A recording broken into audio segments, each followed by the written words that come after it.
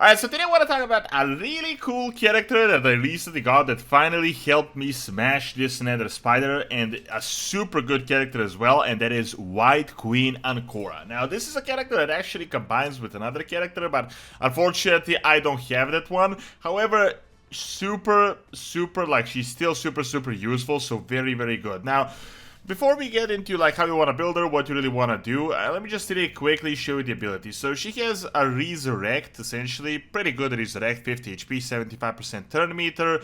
There's an okay attack, pretty good, nothing crazy in terms of damage. There's a 30% chance of decreasing the cooldown, and also this ability that absolutely counters the Nether Spider, and that is because she's a cleanser, so she essentially cleanses all the debuffs, which completely counters the Nether Spider. So best of all, this also gives you a pretty crazy shield, especially if you really buff her up. So let's really quickly talk about Wight Queen ANKORA, how good she is, and what you can do to build her. Super quick, if you guys are new to the game, or if you recently started playing, I'd urge you to click my link in the description or scan the QR code you can see on the screen, because you will get the best start possible. You will get a $60 package, essentially a package worth $60. You are going to get Zergala as soon as you complete tutorial.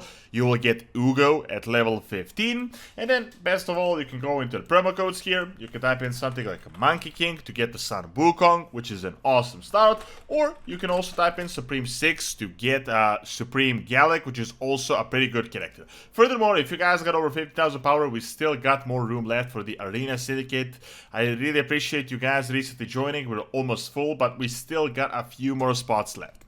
Now, let me really quickly talk about this character that I found super interesting, because I literally bought like those 3 rare shards from the gem shop. I believe it's like 270 gems or something. I usually buy these every now and then I essentially just get like these Hellhounds or whatever they are. Like, I essentially expect it's going to be a blue light anyway, but I managed to get a really strong legendary, which unfortunately doesn't pair up with another one that I don't have, but still, an amazing character. She essentially, I've got her leveled up immediately, and I essentially defeated the Nether Spider in like 2 tries, so just to figure out how she works. So the interesting thing about her, and I gotta show you this here in the index itself, so there's a very interesting correlation that you have with ANKORA and Narcissus, so Wight King Narcissus. Like, if you got these 2 characters, these are some of the most OP in the game if you combine them, because the skills match together with them, and you're gonna get like crazy synergy. These are very good for the arena. Super strong. Unfortunately, I don't have this guy. I believe he was a part of some fusion before, some event that when I haven't played the game.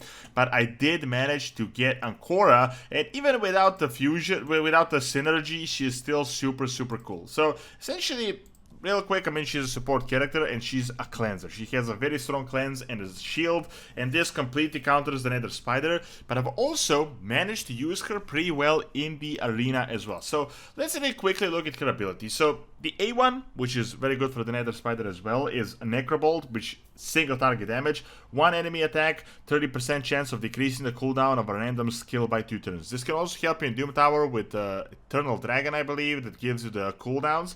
However, as you guys can see, if the Wight King Narcissus is on the same team and he has any active skills on cooldown, decreases the cooldown of one of their skills by 2 turns. Also, if he's here on the same team and he has no active skills on cooldown, decreases the cooldown of a random's ally skills by 2 turns. Also, as it says, if the cooldown on a skill is fully reset, also heals that ally by 10%. So pretty good A1, like a lot better A1 than a lot of other champions have. However, this is really her main ability. So she removes all debuffs from all allies and places a shield buff on them equal to 25% of this champion's max HP for 2 turns. Also, if the Wight King Narcissus is on the team, places a 25% strength buff on all allies. Then fills the turn meters of all allies by 10%. So very good, increases the turn meter, very strong shield, especially if you got HP. And as you guys can see here, I've essentially fully built her with the masteries. I've went with the support reviver build from Hellcades, so pretty good. Even gives you like even stronger shields, and these shields can really save you in the game. Her last ability revives a dead ally with 50% HP and 75% turn meter, resets the cooldowns of the revived ally skill. So, very good revival, 50 HP, 75% turn meter. There are better ones. I've got some characters that give you like immediate turns, 100% turn meter, but pretty good. However, if the target is Narcissus, revives them with 75% HP, 100% turn meter. After the revival, decreases the turn meter of all enemies by 10%. If the Wight King Narcissus is revived, decreases the turn meter of all enemies by 20%. So as you guys can see, a bit, if you have this character, and I really can't wait to actually get this character, but who knows, that could take like a day or a year. I would really want to see how this synergy works because it seems super interesting and really, really good. Now, I haven't actually booked her because I have 0 legendary books right now, but this is a character that you can use without books. For like stronger Nether Spider, yeah, this is going to be a problem, but because it's better to have this on 3 turns, and like a 3-turn revival is insane. Like that is really, really amazing. 3-turn revival, 3-turn shield, and removes all the debuffs like this. While it could help for like waves and all, like for some like the Nether Spider or other, you know, PvE stuff, this can really save you essentially. You got some of those mobs that, you know, that give you like those poisons that essentially one-shot you, so this can be very well. And also, this works okay, but you don't really need books. This is really here just to annoy you, so that you gotta waste the books, the legendary books. Now, as I said, this is not one of those characters where you need the books. It can help, but there are some characters like without the books, they're nearly useless. Also, the aura is very, very good. 19% speed, super useful for PvP. Let me see, like for Deacon, it's 90%, so very, very good. I've actually used her for PvP. She's very good for PvP. Really synergizes well with some characters, can really help you out with the revive and the cleanse, because, you know, for PvP, people got some, you know, cheese strategies where they got a ton of debuffs, so this can really help out. Now, this is one of the characters that I finally managed to actually build according to how you really want to build her, and I can definitely notice a pretty big difference. So, really, no two ways about it, nothing crazy to think about, no really crazy builds you want to go through. Essentially, you're focusing on speed and accuracy. Now, ideally, you also want some HP, you also want some resilience, maybe some defense, just so that she can actually survive. And, you know, it's good to have some HP on her because the HP increases the shield, because this is based on max HP. So it's good to have HP on her, but ideally you really want to focus as much speed as possible. Like speed is the most important thing. Like you do need some accuracy a little bit, but speed is really all you want, because if you got speed, you can revive faster, you can do everything faster, and even with the books, she can be super powerful. So I managed to get like 230 speed here, which is pretty good. I was lucky to get some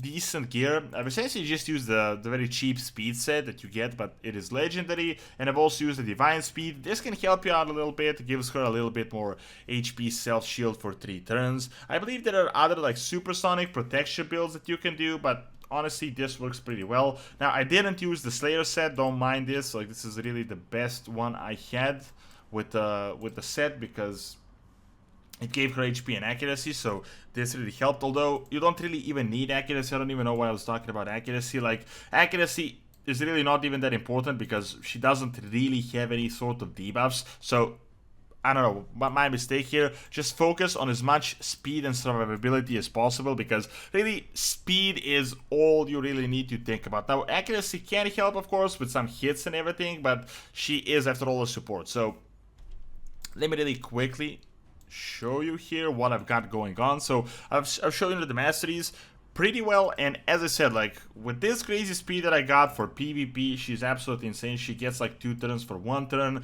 Very, very strong. I mean, ideally, if you guys got better gear, if you got more things going on, this can definitely help you out a lot. But a pretty simple character to build. I mean, the speed set is pretty cheap to farm.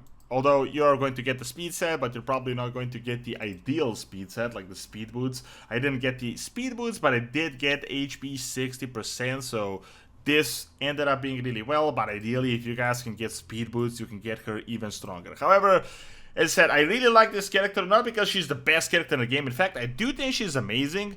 Hellhate is saying she's 4 out of 5. AyumiLove.net is saying that she's B tier, which I really wouldn't agree with B tier. I think she also synergizes really well with the other guy, but unfortunately, I don't really have him.